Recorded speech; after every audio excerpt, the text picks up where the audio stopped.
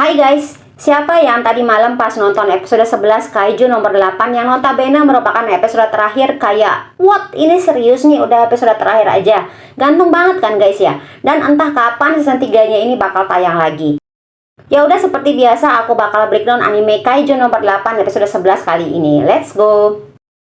Scene dibuka dengan memperlihatkan Mina yang saat itu berada di markas Tachikawa berhasil menembak kaiju raksasa yang ada di wilayah Oizumi tempat Shinonome dan juga Kafka berada. Shinonome terheran-heran karena bagaimana mungkin Mina bisa menembak musuh dari jarak 20 km. Tapi itulah Mina guys, memang spesialis ahli pertarungan jarak jauh dan kali ini ia dibantu oleh senjata rel anti kaiju raksasa Keranous yang bisa membidik bahkan dari jarak jauh. Namun untuk menggunakan senjata ini, Mina sampai harus mengeluarkan 94% dari kekuatan tempurnya. Bahkan Direktur Jenderal Pasukan Pertahanan Anti Kaiju pun mengakui bahwa Mina adalah orang terkuat jika sudah melawan kaiju tipe raksasa. Nah, Mina pun berhasil menghabisi 6 kaiju raksasa tersebut. Nah, Kafka yang dari tadi ikut memantau pun ikut bangga dengan keberhasilan ayangnya dong, sampai tidak sadar komunikasinya masih terhubung dengan Shinonome. Shinonome pun menyuruh Kafka untuk segera membantu mengevakuasi para warga sipil. Di pusat kontrol tampak hampir seluruh wilayah sudah berhasil dibersihkan, namun tidak dengan firasat Kikoru dan juga Narumi. Narumi yakin bahwa bencana yang diakibatkan oleh Kaiju nomor 9 ini belum berakhir, dan hal ini disetujui oleh wakil kaptennya Hasegawa. Narumi yakin bahwa Kaiju nomor 9 punya incaran lain. Sementara itu, di suatu tempat tampak Kaiju nomor 9 yang ternyata lagi duduk santai dan juga memantau. Kaiju nomor 9 pun heran kenapa Kaiju nomor 8 sampai saat ini belum muncul. Namun seluruh bidak yang ia bidik pun sudah terungkap. Tiba-tiba saja nih guys, dari bawah tanah muncul air dan langsung keluar dari saluran air tersebut. Terdeteksi keberadaan kaiju raksasa lagi di distrik Sumida tempat Narumi berpatroli. Nah, seekor kaiju pun keluar dengan ketahanannya mencapai 9,0 selevel dengan kaiju nomor 10. Narumi pun akhirnya sadar bahwa ialah orang yang terkuat yang ada di situ yang menjadi incaran kaiju yang kuat ini. Sementara itu, Kikoru juga ternyata kedatangan kaiju cewek yang mirip sekali dengannya. Begitu pula dengan Hoshina, Mina, dan juga Shinonome. Mereka semua kedatangan kaiju dengan ketahanan 9,0. Nah, saat ini pun Narumi melawan kaiju nomor 11, Hoshina pun berhadapan dengan kaiju nomor 12, Shinonome berhadapan dengan kaiju nomor 13, Mina berhadapan dengan kaiju nomor 14, dan Kikoru berhadapan dengan kaiju nomor 15. Fokus pertarungan kali ini ada di Kikoru versus Kaiju nomor 15. Nah, Kaiju tersebut berubah ke bentuk aslinya dan langsung mengeluarkan ledakan. Kikoru yang sadar akan hal ini menyuruh pasukan yang ada di belakangnya untuk segera mundur, namun terlambat. Dan 6 orang tersebut pun langsung tewas seketika akibat ledakan dari Kaiju tersebut. Hal ini tentu saja membuat Kikoru sangat terkejut dan juga termasuk para anggota terkuat di divisi pertahanan anti Kaiju yang ikut mendengar laporan tersebut.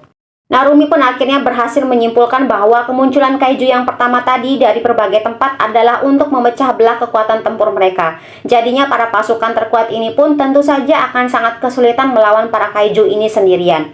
Nah, ini cukup sulit memang guys, mengingat selama ini tuh kaiju bernomor bisa dikalahkan dengan kerjasama dari beberapa kapten. Namun jika mereka melawan kaiju bernomor ini sendirian, tentu saja akan sangat mempertaruhkan nyawa. Narumi lalu memberitahukan pada Kikoru bahwa bantuan tidak akan datang. Jadi Kikoru yang harus mengalahkan kaiju nomor 15. Kikoru menyadari bahwa selama ini ia selalu ditolong dan ia tidak pernah menghabisi musuh yang kuat. Kikoru lalu mengatakan pada Narumi kalau dari tadi niatnya adalah mengalahkan musuhnya sendirian. Kikoru kemudian mengeluarkan kekuatan tempurnya sebesar 84%. Mina terkejut dan begitu juga Hoshina. Hoshina pun mengatakan dengan kekuatan tempur seperti itu gampang saja untuk Kikoru nantinya menjadi kapten. Nah, pertarungan kaiju nomor 15 dan Kikoru pun dimulai. Kaiju nomor 15 rupanya sangat cepat. Kikoru bahkan kesulitan untuk mengimbanginya. Sedangkan Kikoru pun bahkan dengan mudah bisa dielak begitu saja oleh kaiju nomor 15. Namun Kikoru masih bisa melakukan perlawanan sengit pada musuhnya tersebut. Kikoru kali ini terdesak. Saat kaiju nomor 15 ingin menyerangnya, Kikoru mengerahkan seluruh kekuatan baju tempurnya dan mengelak. Kikoru bahkan mencoba untuk menggunakan perisai, namun dengan mudah dihantam oleh nomor 15 yang membuat Kikoru pun jatuh terpental. Hal ini pun membuat kerusakan pada tulang rusuk dan juga paru-paru kiri Kikoru.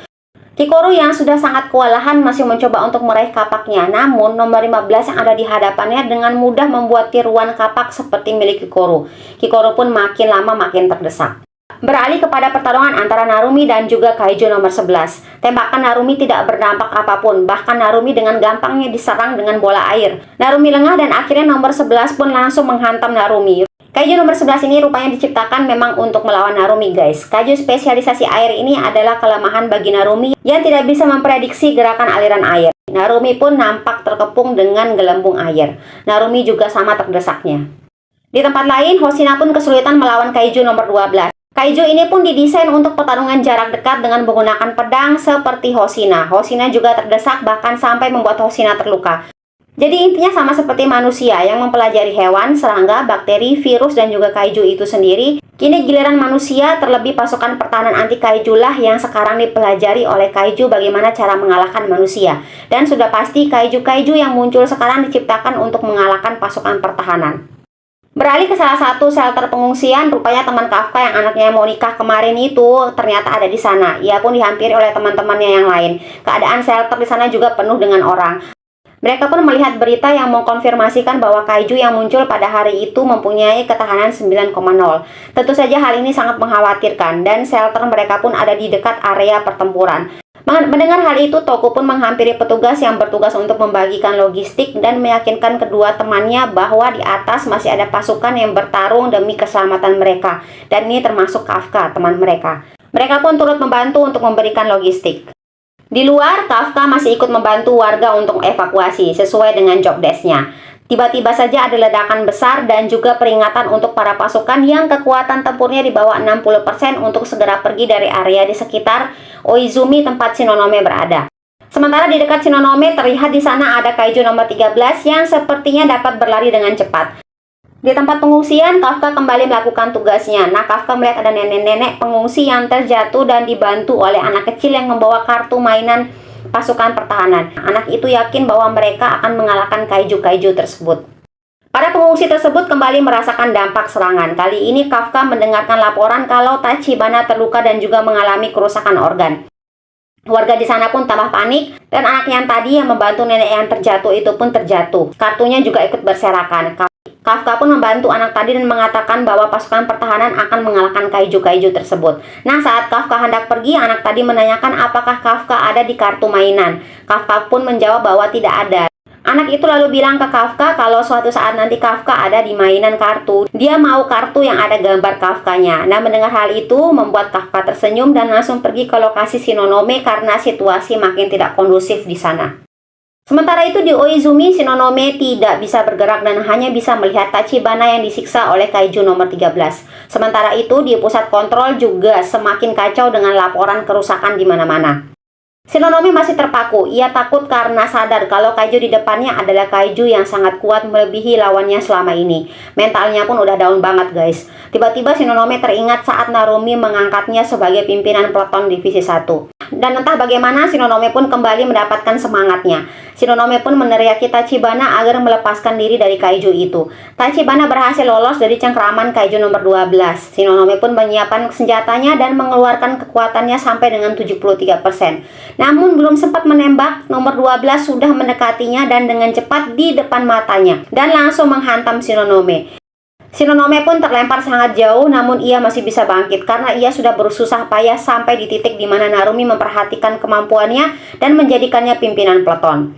Shinonome pun kembali menyerang nomor 12 dengan sisa senjata yang ia punya. Shinonome tahu ia tidak bisa mengalahkan kaiju ini, namun setidaknya setiap serangannya bisa memberikan waktu pada Narumi untuk sampai ke sana dan juga bisa mengalahkan kaiju ini. Namun perlawanan Shinonome terlihat sia-sia guys. Mendadak nomor 12 muncul dari belakang Shinonome dan langsung menghantamnya dengan keras.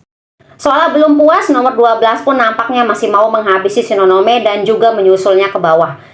Sementara Shinonome yang sudah sekarat dan akan dihabisi oleh nomor 12 pun tiba-tiba diselamatkan oleh MC kita guys, Hibino Kafka. Kafka pun meminta maaf pada Shinonome kalau ia tidak bisa menuruti perintah Shinonome. Kafka pun menaruh Shinonome di tempat yang aman. Shinonome masih melarang Kafka untuk maju. Kafka tersenyum pada Shinonome dan bilang kalau ia tidak akan kalah. Namun begitu pandangannya ke nomor 12, kita tahu Kafka di situ marah banget guys. Kafka pun berubah dan melaporkan pada pusat kontrol kalau ia sebagai kaiju nomor 8 akan bertempur. Sementara itu di atas langit, kaiju nomor 9 tampaknya senang dengan kemunculan kaiju nomor 8.